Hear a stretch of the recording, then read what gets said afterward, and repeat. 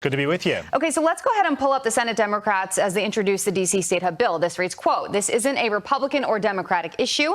It's an American issue because the lack of fair representation for D.C. residents is clearly inconsistent with the values on which this country was founded." Your response?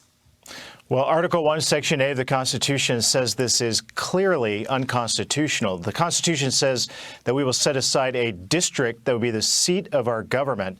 The Democrats know this, but this is all a part of their grand play. This is just like H.R. 1, which was introduced in the House already, and then Senator Carper introduced this D.C. statehood bill in the Senate yesterday. They know it's unconstitutional, but as part of their grand plan, they want to pass H.R. 1 to change the election rules to make it hard for Republicans to ever win again by federalizing elections and moving toward all mail-in ballots nationwide.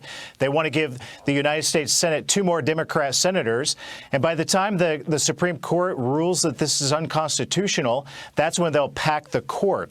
This is all part of their plan. We can't allow it to happen, but in this dangerous environment where the radical left has taken over the Democrat Party today, we should expect more harebrained ideas like this. Quickly, is there any chance this gets out of the Senate?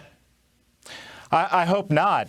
But if the Senate succeeds, if Democrats in the Senate succeed in changing the rules in the Senate and doing away with the Byrd rule and the filibuster rules, we should pray that D.C. statehood is something that never makes it across the finish line. But I fear the stranglehold that the radical left has taken over the Democrat Party today, and these are the types of issues that they're going to push forward. Meantime, Congressman, you have written a letter with the support of 200 of your fellow House Republicans to protect the Hyde Amendment, which, for those of you that don't know, prevents the use of taxpayer dollars to fund abortion. Now, take a look at the public polling on this. This is fascinating. 58% of Americans oppose or strongly oppose the use of tax dollars to support abortions. The majority of Americans support you on this. Keep in mind, today is Health Care Day in the Biden executive order White House. Why do opponents of the Hyde Amendment keep fighting it?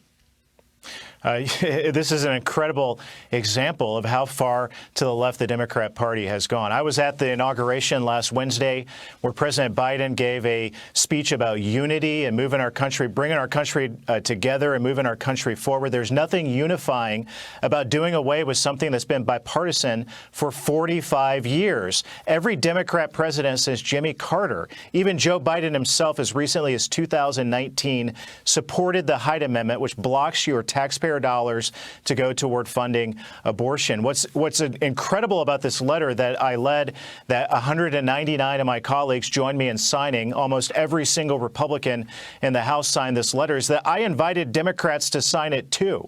And not a single Democrat would put their name on a bill that would draw a line in the sand and say that we will not support any spending measure that does away with the Hyde Amendment, which has been bipartisan for decades. And today, this is the difference of where we are today versus just a few years ago. Today, not a single Democrat would sign their name to a pro-life letter like this one.